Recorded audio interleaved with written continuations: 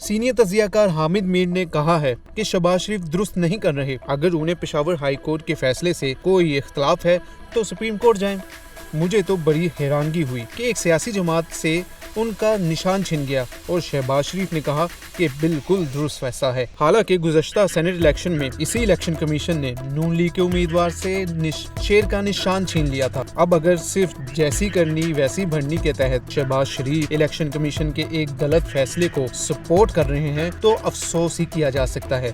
جہاں تک عدالتوں کے ریلیف کی بات ہے تو پچھلے کچھ عرصے سے دیکھا جائے تو Lahore high court, Peshawar high court, Balochistan high court کی جانب سے سیاسی ورکرز اور سیاسی لیڈرز کو ریلیف دینے کی کوشش کی جاتی رہی ہے، اور خاص طور پر پنجاب پولیس بالخصوص لاہور ہائی کورٹ، اسلام آباد ہائی کورٹ اور سپریم کورٹ کے فیصلوں کو اپنے جوتے کی نوک پر رکھتی ہے۔ ریلیف تو مل رہا ہے لیکن کورٹس کے فیصلے کی توہین بھی ہو رہی ہے، اس لیے وہی ریلیف تکلیف بن جاتا ہے، جیسے کہ شاہ محمود قریشی کے ساتھ ہوا۔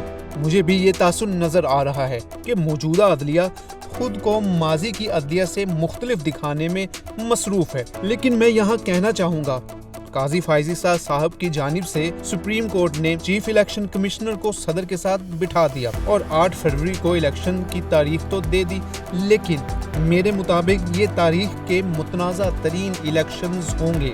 مجھے لگتا ہے ججز صاحبان کی نیت تو بالکل صاف ہے، لیکن جو کچھ ہو رہا ہے اور نظر آ رہا ہے کہ الیکشن متنازع ہوں گے نہیں بلکہ متنازع ہو چکے ہیں، تو اس کے ذمہ دار اعلیٰ عدلیہ بھی ہوگی۔ عدلیہ ایک فیصلہ سناتی ہے اور اس فیصلے پر عمل درآمد نہیں ہو رہا، تو پھر رول آف لا کہاں گیا اور کہاں گئے اس آئین و قانون کے محافظ؟ پھر تو استعفے دے کر گھر چلے جانا چاہیے۔ حامد میر نے کہا ہے 8 فروری کے بعد بہت زیادہ عدم استحکام ہوگا، جو بھی وزیر اعظم بنے گا وہ بے اختیار ہوگا، وہ اس قدر بے اختیار ہوگا جتنا بے اختیار شہباز شریف بھی نہیں تھا۔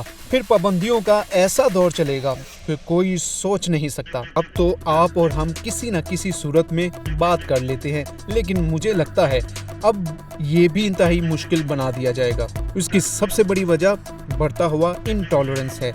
آپ دیکھ لیں کس طرح عدالتی فیصلوں کے خلاف پنجاب اور اسلام آباد پولیس کو استعمال کیا جا رہا ہے۔ آئی جی اسلام آباد کو بار بار عدالتی احکامات پر بھی نہیں ہٹایا جا رہا، تو اس کے ماتحت ایس ایچ او پھر شاہ محمود قریشی کو ٹھڈے گھوسے ہی مارے گا۔ آپ اندازہ لگائیں سپریم کورٹ کے فیصلے کو ایک ایس ایچ او ٹھڈے مار رہا ہے تو 8 فروری کے بعد کیا حال ہوگا؟ حامد میر نے کہا ہے کہ جس طرح شہباز شریف نے پشاور ہائی کورٹ کے فیصلے پر تبصرہ کیا، صاف ظاہر ہو رہا ہے کہ ان میں ڈر کی کثرت اور خود اعتمادی کی کمی ہے۔ بعض اوقات سب کچھ دیوار پر لکھا نظر آ رہا ہوتا ہے لیکن ہم اسے کسی نہ کسی صورت میں خاطر میں نہیں لاتے۔ دیوار پر صاف لکھا ہے کہ کوئی الیکشن نہیں، صرف فراڈ ہوگا۔ چاہے میرے الفاظ سخت ہیں لیکن بطور صحافی میں نے پہلا الیکشن 1988 میں کور کیا تھا، پھر اتنے الیکشن آئے لیکن میں نے ایسی صورتحال پہلے کبھی نہیں دیکھی۔ میں شروع دن سے کہہ رہا ہوں یہ الیکشن نہیں ہے۔ ہاں البتہ اگلے 10-15 روز میں اگر سپریم کورٹ کوئی اقدامات کرے جس سے یہ الیکشن متنازع ہونے سے بچ جائیں تو امید باقی ہے۔ سینئر تجزیہ کار سہیل وڑائچ نے کہا ہے کہ ایسا تاثر نظر آ رہا ہے کہ موجودہ عدلیہ اپنا رول ماضی کی عدلیہ سے مختلف دکھانا چاہتی ہے۔ انہوں نے تاریخ دیکھی ہے اور خاص کر 2018 کی تاریخ دیکھی ہے۔ انہی میں سے کچھ ججز خود گواہ ہوں گے کہ کیسے اس وقت ایک سیاسی پارٹی کو وکٹمائز کیا گیا۔ یہ تاریخ انہیں ہارٹ کرتی ہے۔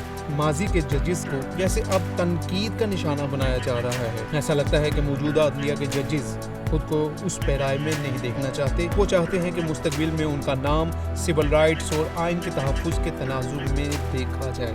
ایک سوال کے جواب میں سہیل وڑائچ نے کہا کہ 2 صورتحال واضح ہیں، ایک 8 فروری سے پہلے کیا فیصلے ہوں گے اور دوسرا 8 فروری کے بعد کیا فیصلے ہوں گے۔ میرے خیال میں 8 فروری سے پہلے پی ٹی آئی کو کسی صورت ریلیف ملتا ہوا نظر نہیں آ رہا، چاہے وہ ریاست کی جانب سے ہو یا وہ پی ٹی آئی کے مخالفوں کی جانب سے ہو، لیکن 8 فروری کے بعد فیصلے بدلے جانے چاہیے۔ ایسی صورتحال پیدا کرنی چاہیے کہ 8 فروری کے بعد سیاسی مفاہمت اور معاشی مفاہمت کی خود صورت پیدا ہو، وگرنہ ملک میں استحکام آنا بہت مشکل ہے۔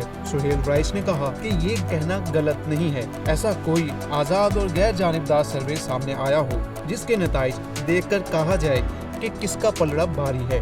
پی ٹی آئی والے کہہ رہے ہیں کہ ہم 70% ہیں، جبکہ نون لیگ والے کہہ رہے ہیں ہم سیٹیں ہی نہیں بلکہ اکثریت بھی حاصل کریں گے۔ ابھی تک تو یہی کلیئر نہیں ہے کہ کون کس حلقے سے لڑ رہا ہے، یہاں تک کہ حلقے بھی کلیئر نہیں ہیں۔ نون لیگ کے امیدوار تو مکمل ہیں، لیکن دوسری پارٹی پی ٹی آئی کے امیدوار تو کہیں نظر ہی نہیں آ رہے۔ میں ہوں کامران شاہد۔ اگر آپ کو ہماری یہ ویڈیو پسند آئی تو لائک کریں، شیئر کریں اور کمنٹ سیکشن میں اپنی آرا سے ہمیں ضرور آگاہ کریں۔